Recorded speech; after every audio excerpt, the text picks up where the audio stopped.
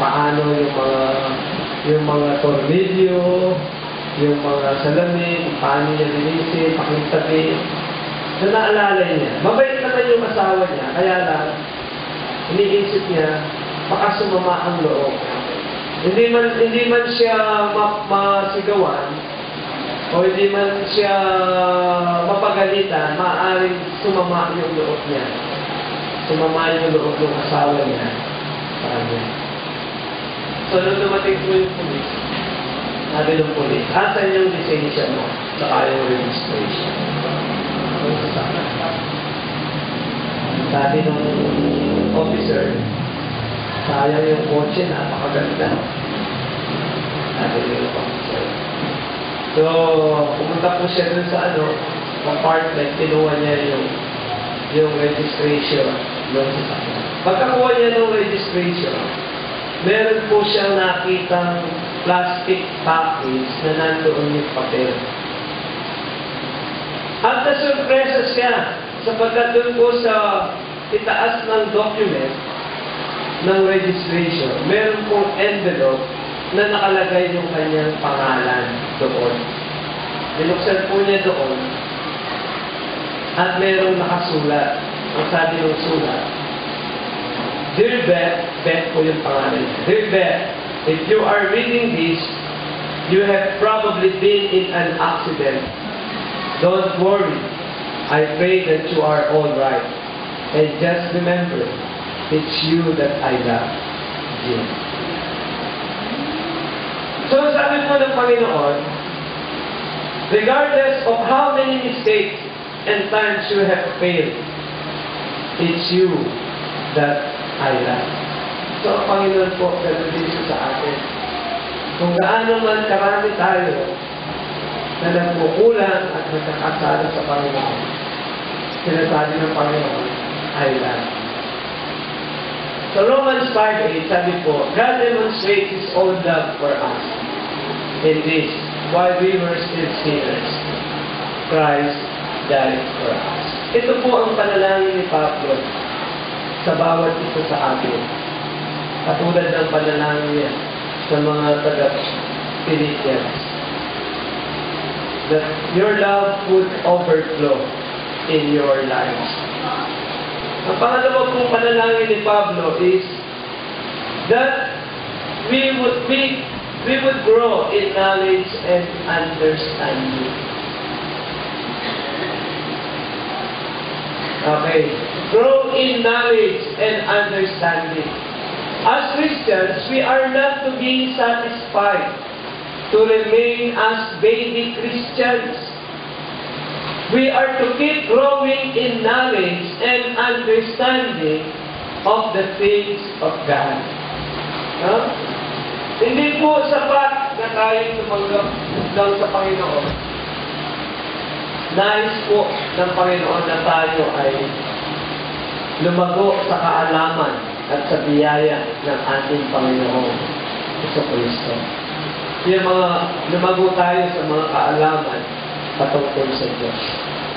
In 1 Corinthians 3, Paul challenges the Christians in Corinth to stop acting like infants. Alam niyo po, kung gaano ka-mature itong mga taga-Pilipos, ito po mga taga-Corinto ay napaka-immature naman itong mga Kristiyano doon sa Pilipo.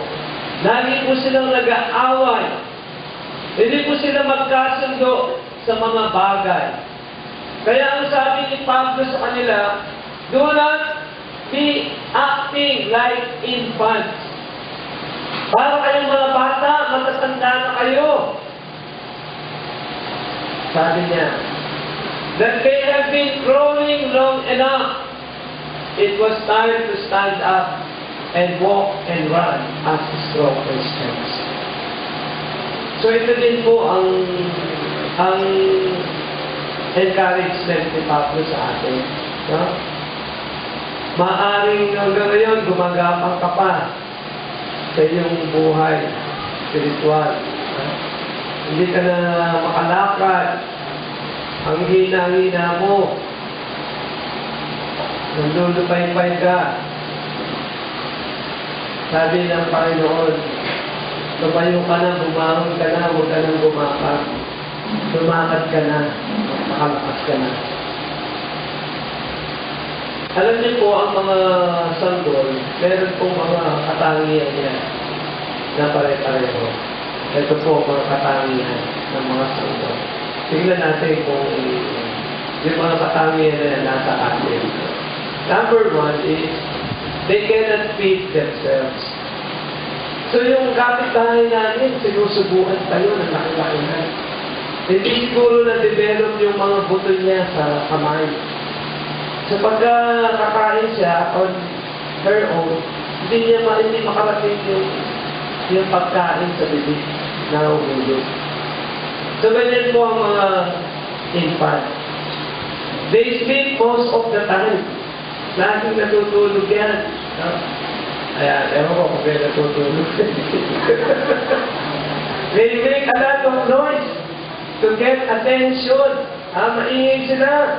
Lalo na pag nagbibiyan o nagugutom yan, iyak ng iyak yan. Iyak ng iyak para makakuha ng attention. Growth is usually gradual. Okay. Mabagal ang paglago. Kaya pagka-infant yung anak natin, kailangan talaga ng love. Kailangan ng patience. Kailangan ng pagiging malambing, pagtsatsaga sa kanila. Okay? Kaya nga ang ano natin, the goal for our children is to have a slow, steady growth in all areas of their lives. So yung mga anak natin, dapat lumago sila. No? Pagkaman slowly but surely. No? Sa mga bagong mananampalataya, kailangan tulungan natin sila. Hindi sila lalago on their own. Tayo ang tutulong sa kanila para lumago. Kasi kung hindi natin tutulungan lumago, yung mga bago sa Panginoon, magiging problema. No, alam niyo po, yung mga infants na hindi na-develop, na hindi lumago, nagiging pabigat po yan sa pamilya. So kung nais ninyong mabawasan yung mga pabigat sa pamilya, ilagaan natin sila. Tulungan natin silang lumago sa kanilang pananampalataya. For Christians, if we aren't growing, we're drifting towards stagnation and indifference. Kapag ang Kristiyano ay hindi lumalago sa kanyang buhay spiritual, stagnant yung kanyang growth. No? Stagnant. At magiging indifferent yan sa kanyang mga gawain. Magiging indifferent. Pero ang isang Kristiyanong lumalago ay masaya siya. Masigla siya sa kanyang ginagawa. Sa kanyang paglilingkod. Sa kanyang pagkilala sa Panginoon. Sa kaalaman at sa kaunawaan.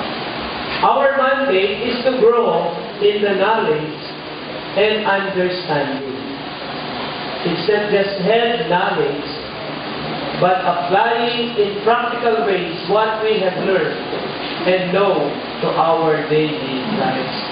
Yung mga natututunan natin sa Bible, hindi lang yan para malaman natin, no? Hindi lang head knowledge yan. Kinakailangan yung mga natututunan natin sa Biblia, yan ay nakikita sa buhay, sa pag-uugali, sa ating mga kilos. Nakikita dapat yan sa attitude at sa ating mga actions sa araw-araw. So yung mga inawit natin kanina, napakaganda ng mga songs related dito sa ating message. So how do you grow in knowledge and understanding? Number 1 is by getting into the Word of God and studying to equip yourself so you know what you believe. So kailangan mag-aral ka on your own. Yan ang salita ng Diyos. Malaman mo kung ano yung pinapaniwalaan mo. We believe the Bible. No? we trust the Bible.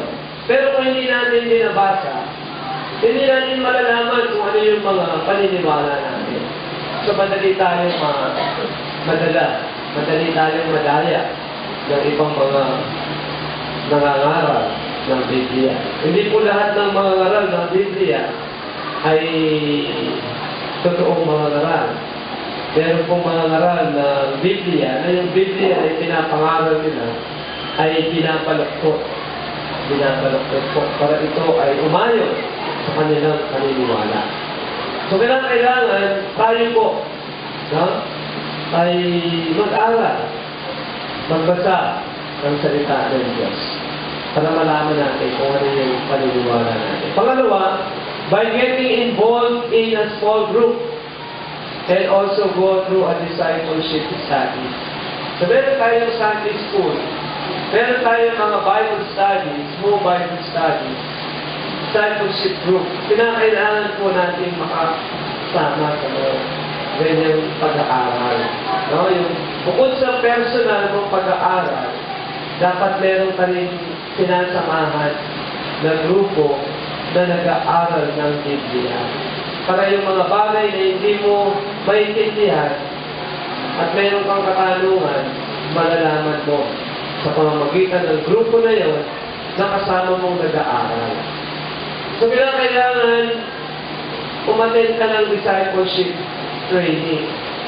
One-on-one discipleship. Number 3, by taking advantage of various opportunities to grow. Ang dami pong mga paraan para tayo lumago sa ating buhay spiritual. Ano-ano yung ibang paraan? Pwede po kayong makinig sa mga sa DCAS. No? Yan po ay nangangaral ng salita ng Diyos. Pwede kayong umattend ng mga training, seminars, patungkol sa Biblia. So, yun po yung mga opportunities.